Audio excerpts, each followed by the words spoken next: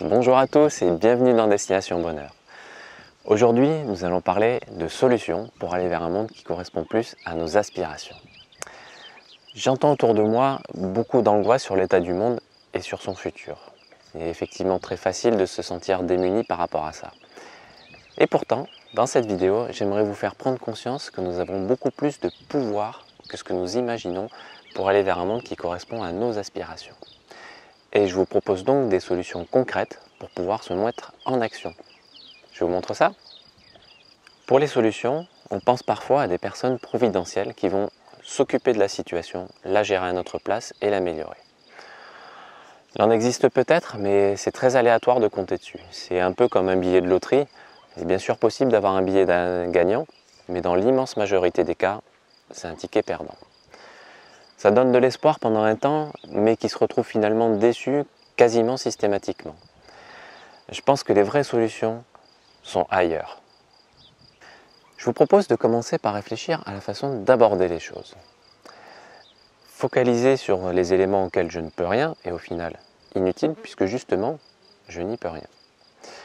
C'est en plus stressant parce que ça donne un sentiment d'impuissance, c'est désagréable et mauvais pour ma santé. Et surtout, ça me détourne de ce qu'il est justement possible de faire. Donc il est utile de changer de regard pour se focaliser sur ce qui dépend de moi. C'est un état d'esprit qui me permet de consacrer toute mon énergie pour agir dans le sens de ce qui m'intéresse. On pourrait penser que c'est insignifiant, mais comme le disait Lao Tzu, un voyage de 1000 lieues commence toujours par un premier pas. C'est beaucoup plus utile que ce qui n'y paraît, et surtout, ça a une valeur d'exemple. En fait, plus il y a de gens pour faire des actions concrètes pour aller vers un monde auquel ils aspirent, plus ça permet à d'autres personnes qui n'osaient pas de finalement le faire eux aussi. C'est d'ailleurs pour ça que nous partageons toutes ces vidéos à propos de l'autonomie, de la permaculture et du développement personnel. C'est notre façon de faire un pas vers le monde qui nous correspond. Pour nous, chaque personne qui devient autonome a le pouvoir de décider de sa vie et de refuser ce qui est inacceptable pour elle. Et quand c'est le cas, les tensions avec les autres disparaissent puisque les autres ne peuvent plus rien lui imposer.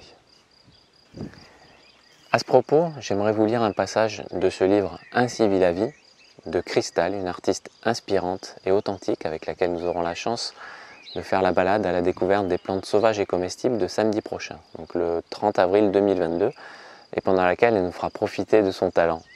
Tous les détails sont sur notre site web Destination Bonheur et je vous mets le lien dans la description.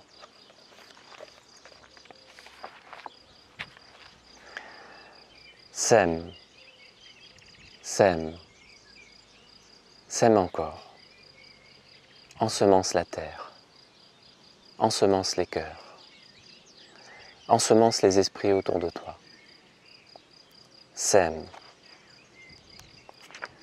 La graine peut rester graine dans sa gangue des millénaires durant. Et puis un jour, le vent, la pluie, une terre fertile, le soleil, la conjonction des éléments, et voilà qu'une pousse commence à sortir. Elle grandit, elle fleurit. Et toutes les graines de se fendre. Sème, sème, sème encore. Sème. Un jour, toutes les graines de fleurir ensemble. Ça nous inspire beaucoup. Pour se mettre en mouvement, il y a un certain nombre de questions qu'il est utile de se poser. Comme par exemple, l'immense majorité des gens aspirent à la paix, la joie et le bonheur. Alors, qu'est-ce qui nous empêche d'y parvenir? C'est une question puissante qui a le potentiel de changer notre vie et celle des autres. Chaque fois que je vois quelque chose qui me déplaît dans ce monde, je peux réfléchir à ce que je fais qui l'alimente et à ce que je pourrais faire pour que ça disparaisse. Il y a bien sûr beaucoup d'autres questions utiles, comme par exemple, qu'est-ce que je désire pour le monde? Dans quel monde est-ce que j'aimerais vivre?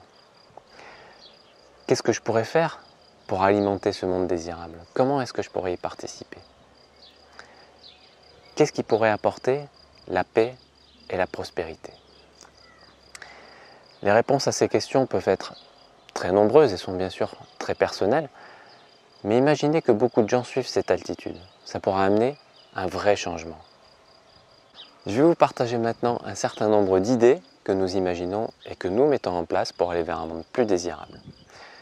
Bien sûr, à chacun de prendre ce qui lui correspond, ce qui résonne en lui, et de l'adapter à son environnement et à ses contraintes personnelles, ou même de réfléchir à ses propres solutions. Il peut être tentant d'essayer de tout mettre en place d'un coup, mais à tout faire en même temps, on risque de se retrouver face à un mur. Donc il vaut mieux aller à son rythme et de monter une marche à la fois plutôt que de se retrouver immobile face au mur. Pour les achats, il est possible de voter avec son portefeuille, en achetant de préférence des choses dont l'impact va dans le sens que nous voulons voir. Comme dirait Coluche, dire qu'il suffirait que personne n'achète pour que ça ne se vende pas. Par exemple, acheter des produits bio aux producteurs locaux est une bonne façon de développer du lien et de la résilience locale, et de consommer des produits de qualité. Il y a aussi les AMAP, Associations pour le maintien d'une agriculture paysanne.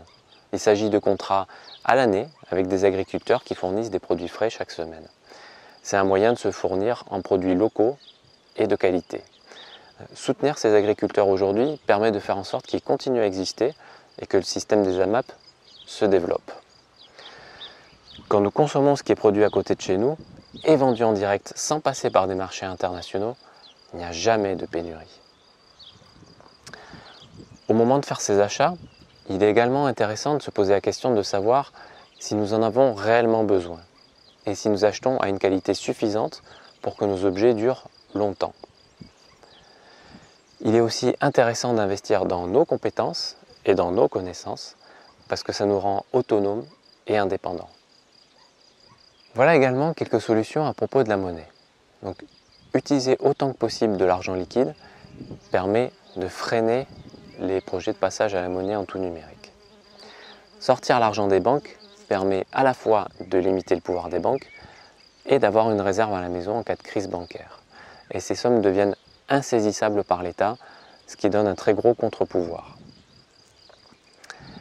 Encore mieux, il est possible de commercer avec des monnaies alternatives. Dans l'idéal, il est préférable d'utiliser des monnaies alternatives qui sont découplées des autres monnaies, ce qui permet d'éviter l'inflation, et qui ne nécessitent aucune opération en ligne, ce qui permet d'éviter la surveillance et la saisie par l'État, et de pouvoir fonctionner même en cas de coupure des réseaux de communication. C'est le cas du jeu, une monnaie alternative que nous utilisons et que j'ai déjà décrite dans une vidéo. Il est très facile de la mettre en place et elle ne nécessite aucun moyen. Une autre façon d'augmenter son pouvoir et de réduire celui des banques est de sortir l'argent des banques pour l'investir dans nos propres compétences ou dans des outils qui peuvent nous servir pour l'autonomie. Plus nous sommes autonomes, plus nous avons le pouvoir de choisir. Et plus nous avons de compétences, plus nous avons de ressources potentielles. Pour la sécurité alimentaire, il est intéressant de produire soi-même. Même une petite production rend plus autonome et plus serein. Donc cultiver son jardin, planter des arbres, semer des pépins, des noyaux sont des actions de souveraineté. Et même sans avoir un jardin, il est possible de garder les pépins et les noyaux pour les semer le long des chemins.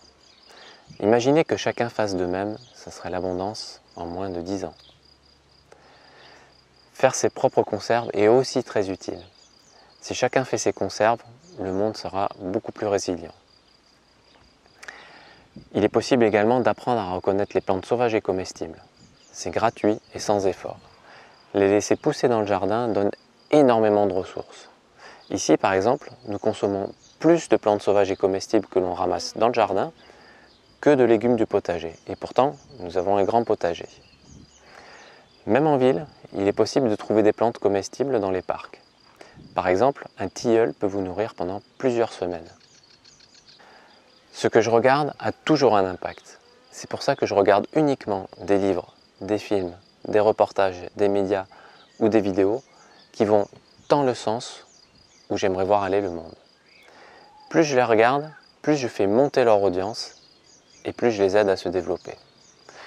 Donc je me consacre uniquement à des contenus bienveillants et enrichissants. A contrario, je ne donne aucune énergie à ce qui me déplaît. Par exemple, ici, nous n'avons pas de télé. Les relations sont un excellent moyen d'aller vers un monde qui nous correspond. Ici, nous nous mettons en lien avec nos voisins, avec nos amis, avec ceux qui partagent nos convictions. Nous pratiquons la proximité sociale et également le port du sourire obligatoire. Petit clin d'œil à Eric de la cabane autonome. Nous développons notre empathie, nous arrêtons de juger les autres, nous osons exprimer des points de vue divergents et bien sûr, nous acceptons les points de vue différents. Ce sont des bases qui nous permettent d'être en bienveillance avec tout le monde et nous avons ainsi des relations paisibles et agréables. En fait, nous essayons systématiquement d'agir et de nous comporter avec les autres comme nous aimerions qu'ils se comportent avec nous. Depuis 2 ans, il s'est développé un grand nombre de réseaux de personnes qui souhaitent œuvrer pour un monde qui leur correspond, comme Solidarita, Solaris, Réinfo Covid, Réaction 19, Tous résistants dans l'âme, L'essor des résistants, La Vague, pour ne citer que les plus connus. Mais il y en a plein d'autres, dont énormément de petits groupes locaux qui se sont organisés spontanément. J'ai déjà développé dans la vidéo sur l'année du lien ainsi que sur celle sur la résilience collective, donc je ne développe pas plus ici, mais ces groupes sont très actifs et œuvrent beaucoup. La conscience fait aussi partie du monde auquel nous aspirons. C'est pour ça que nous avons à cœur d'informer nos proches, nos voisins, nos familles. Mais comme ça peut être très clivant, nous faisons attention à être le plus factuel possible, sans jamais chercher à avoir raison, pour rester toujours en bon terme avec les gens autour de nous, quelles que soient leurs croyances ou leurs opinions. En fait, pour nous, il s'agit surtout de planter une graine, comme dans le texte que je vous ai lu précédemment. La graine germera quand ça sera le bon moment. C'est une attitude qui nous permet de rester toujours en bienveillance et de maintenir des liens avec tout le monde. Pour développer la nature et faire en sorte qu'elle soit respectée, nous cultivons l'amour de la nature. Nous prenons soin d'elle, nous plantons, nous nous émerveillons devant chaque plante, chaque arbre, chaque fleur, chaque insecte, chaque oiseau. Et nous essayons de transmettre cet amour à notre entourage. Par exemple, nous faisons goûter à nos voisins des préparations à base de plantes sauvages et comestibles. Quel meilleur moyen pour leur donner envie de les laisser pousser. Quand l'amour de la nature se diffuse, elle ne peut que se développer. Nous essayons aussi d'être en paix avec tous, y compris avec ceux qui sont différents, et quelle que soit cette différence. Par exemple, nous sommes souvent gênés par les aboiements des chiens des voisins. Mais nous avons à cœur de garder des relations bienveillantes, et ça change tout, car les relations sont amicales alors qu'elles auraient pu être conflictuelles. C'est tellement plus agréable. Du coup, ils font spontanément leur possible pour limiter la gêne avec les aboiements. Remarquons d'ailleurs que l'expression « se battre pour la paix » est un oxymore, c'est-à-dire la réunion de 2 mots de sens opposés. La paix ne se conquiert pas par la violence, elle se conquiert par l'exemple. L'exemple est très puissant car il autorise les autres à faire de même, sans craindre le rejet. La paix en soi amène la paix dans le monde. On pourrait résumer cette vidéo par la citation de Gandhi qui nous inspire beaucoup. Soyons le changement que nous voulons voir dans le monde. J'espère que cette vidéo vous aura donné des idées et des solutions et qu'elle vous aura donné envie de poser des actions pour aller vers un monde plus épanouissement. Aucun geste n'est anodin. Un sourire sincère éclaire déjà la journée de notre entourage et l'en transmet beaucoup d'énergie. Imaginez que chaque personne développe ces attitudes. Il y aurait la paix et l'abondance partout. Et c'est là que réside notre vrai pouvoir. Si vous avez d'autres idées, vous pouvez aussi les partager dans les commentaires de la vidéo afin que tout le monde puisse en profiter. Je vous souhaite le bonheur de participer à construire un monde qui vous correspond et je vous dis à très bientôt.